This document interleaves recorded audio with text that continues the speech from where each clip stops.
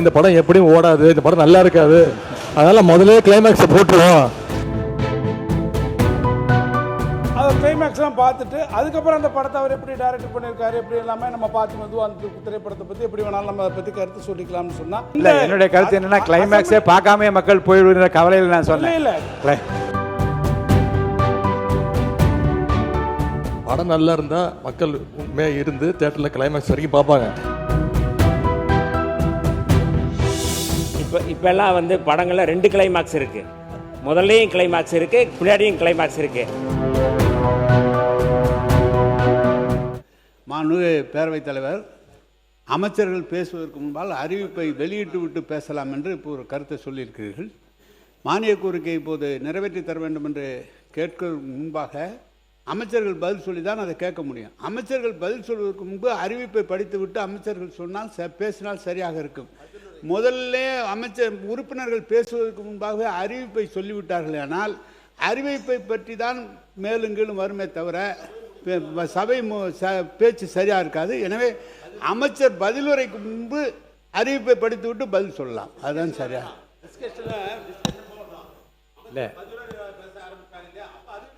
இல்லை நான் ஏதாவது இல்லைங்க, அதாவது மானிய கோரிக்கையுடைய கொள்கை விளக்க குறிப்பு உங்களுக்கு முந்தின நாளே வந்துடுது. மானிய கோரிக்கைகளை ஒட்டி அறிவிப்புகள் அரசினுடைய புதிய திட்டங்களை பற்றி அவர் சொல்லுகின்றார்கள். இந்த அறிவிப்பு முன்னுரையாக ஏதாவது கூறுகிற போதே கூறுகிறது மூலமாக உங்கள் கையில் வந்து விடுகிறது. அப்போது அடுத்து பேச வருகின்ற உறுப்பினர்கள் உங்கள் முன்னுரையிலேயே நீங்கள் பேசுகிற போதே மானிய கோரிக்கையின் மீதும் பேசலாம், கொடுத்துருக்க அறிவிப்புகளை ஒட்டியும் சில ஆலோசனை கூட நீங்கள் சொல்வதற்கான வாய்ப்பு. நீங்கள்லாம் பேசி முடியுங்க. நீங்கள்லாம் பேசி முடித்த பிறகு அந்த அறிவிப்புகளில் வருகிற பட்சம் எப்படி பேச முடியும்?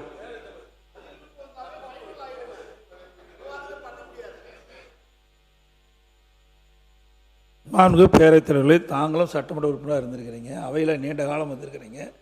எப்பொழுதுமே அமைச்சருடைய பதிலுரைக்கு பிறகு தான் அவருடைய அறிவிப்பு இருக்கும். அதுதான் முக்கிய தத்துவம். எல்லாரும் உறுப்பினர்களும் அதான் எதிர்பார்த்துட்டு இருப்பாங்க. ஆளுங்கட்சியாக இருந்தாலும் எதிர்கட்சியாக இருந்தாலும் தாங்கள் பேசிய பிறகு, தங்களுடைய தொகுதி சம்பந்தமாக பேசிய பிறகு அந்த தொகுதியில் தங்களுடைய தொகுதிக்கு ஏதாவது அறிவிப்பு வருமானு எதிர்பார்ப்பாங்க. அது மட்டும் இல்லை, அறிவிப்பு கொடுத்துட்டா எல்லா தொலைக்காட்சியிலையும் ஊடகங்களும் இதுதான் வந்துக்கிட்டு இருக்கும், அமைச்சருடைய பதில் வராது. ஆகவே ஏற்கனவே இருப்பதை போல புதிய அறிவிப்பு நோக்கமே அறிவிப்பு கொடுத்தா சரியா இருக்கும். இல்லை புதிய அறிவிப்பு நோக்கமே அரசனுடைய புதிய திட்டங்கள் என்ன, ஏற்கனவே இந்த திட்டங்களுடைய ஒட்டி அவர் எடுத்த நடவடிக்கை என்ன என்பதை பற்றி அறிவிப்புகள் தான் வருகிறது. இல்லை இருங்க, அதாவது நோக்கம் என்ன என்றால் அரசு எடுத்திருக்கிற நடவடிக்கையுடைய முத்தாய்ப்பு. இல்லை உட்காருங்க உட்காருங்க உட்காருங்க உட்கார் உட்கார் அவர் தான் பேசுகிறார், நீங்கள் உட்காருங்க. இல்லை அரசினுடைய முத்தாய்ப்பான திட்டங்களை மக்களுக்கு கொண்டு சேர்ப்பதில் தான் அறிவிப்புகளே இருக்கிறது. அந்த அறிவிப்புகளை உட்காருங்க உட்காருங்க உட்காருங்க உட்காருங்க உட்காருங்க உட்காருங்க. மாண்பு உறுப்பினர் தங்கம் தென்னரசு அவர்கள் எனக்கு எல்லா கருத்தையும் கேட்கலாம், கேட்டு நான் முடிவு சொல்கிறேன். பேரவைத் தலைவர்களே, நீங்கள் ஒரு கருத்தை சொல்லுகிறீர்கள். நான் ஒரு பொதுவாக ஒன்று சொல்கிறேன். இப்போ ஒரு திரைப்படத்துக்கே போகிறோம்னு வச்சுக்கோங்க, இந்த திரைப்படத்தில் கிளைமேக்ஸ்ன்றது கடைசியாக தான் இருக்கும். எப்படியுமே நீங்கள் ஒரு 2 மணி நேரம் இருக்கத்தானே போக போகிறீங்க, இதெல்லாம் பார்க்கத்தானே போகிறீங்க. அதனால் போய் உட்காந்த உடனே கிளைமேக்ஸை முதல்ல போட்டுருவோம். அதை கிளைமேக்ஸ்லாம் பார்த்துட்டு அதுக்கப்புறம் அந்த படத்தை அவர் எப்படி டைரக்ட் பண்ணியிருக்காரு எப்படி எல்லாமே நம்ம பார்த்து மெதுவாக அந்த திரைப்படத்தை பற்றி எப்படி வேணாலும் நம்ம அதை பற்றி கருத்து சொல்லிக்கலாம்னு சொன்னால் அது அவ்வளோ தூரம் சரியாக இருக்குமா? எனவே என்னுடைய கருத்து என்னன்னா கிளைமேக்ஸே பார்க்காம மக்கள் போயிடுற கவலையில் நான் சொன்னேன். இல்லை கிளைமேக்ஸ் யாருமே பார்க்க மாட்டாங்க. கிளைமேக்ஸை நிச்சயமாக பார்ப்போம். உங்களுடைய கிளைமேக்ஸு பேரவைத் தலைவர்களே, நான் முடிச்சிடறேன்.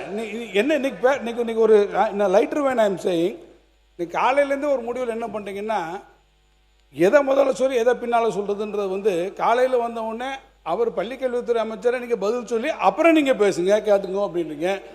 இப்போ நீங்கள் அறிவிப்பெல்லாம் முன்னால் விட்டுட்டு அப்புறம் திருப்பி அதில் பேசுங்கன்னு சொல்கிறீங்க. பேரவைத் தலைவர் தூங்கிட்டும் படுத்துக்கிட்டும் பொத்திக்கிட்டும் படுத்துக்கலான்ற ஒரு முடிவுக்கு பேரவைத் தலைவர் வந்து விட்டீர்களா என்பதை நான் அறிய விரும்புகிறேன். நான் எதிர்கட்சி தலைவர் பேசுகிறேன்.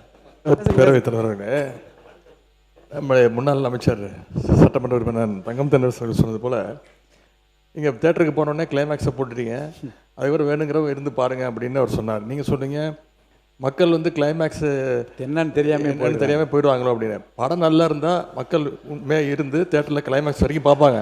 நீங்கள் சொல்கிறத பார்த்தா இந்த படம் எப்படியும் ஓடாது, இந்த படம் நல்லா இருக்காது, அதனால் முதலே கிளைமேக்ஸை போட்டுருவோம் அப்படின்னு சொல்கிற மாதிரி இருக்குது. மாண்பு சமூகத்தை இருங்க, அவரை சமூகத்தை அமைச்சு சொல்லுங்க. மாண்புமிகு பேரவைத் தலைவர் அவர்களே, இப்போல்லாம் வந்து படங்களில் 2 கிளைமாக்ஸ் இருக்குது. முதல்லையும் கிளைமாக்ஸ் இருக்குது, பின்னாடியும் கிளைமாக்ஸ் இருக்குது. எப்போ வந்து ஒரு மாற்றத்தை விரும்ப வேண்டும், மாற்றங்கிறத விரும்பணும். நீங்கள் ஆட்சி மாற்றத்தையும் விரும்ப மாட்டீங்க, நடைமுறை மாற்றத்தையும் நீங்கள் விரும்பலை அப்படின்னா எப்படி அது சரியாக இருக்கும்? அறிவிப்புகள் ரொம்ப முக்கியமானதாக தான் நான் வந்து பார்க்குறேன். நான் இல்லை மாண்பு போதும்.